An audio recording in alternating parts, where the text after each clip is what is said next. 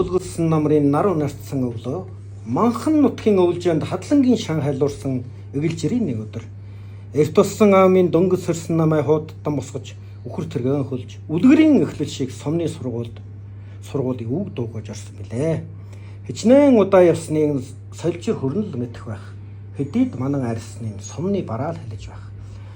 Сургуулийн байр байшнууд мөрмөрөөр жигдэрч соёл мэдлэгтэй багш нар алун гэрдэн яарж шохоорхож харсан хүүхдүүд чонхны чанаас бултилж шавар чулуун хэрэмтэй шанш модны сүудэртэй хачин хүмүүс сонин гэртэй сумны баг сургуулийн олон хүүхдийн донд уйлгахай банд ор илсэн юм аа. Аа усхийн дээжийг амттай шихэр шиг гүлгэж арав тоо нүдлэн аман уншлах чэжилж харандаа жоргуул хөдөлгөж хамтын байранд сууж хал үжиж халуун намрыг туулж хахир өвлтөж алваа.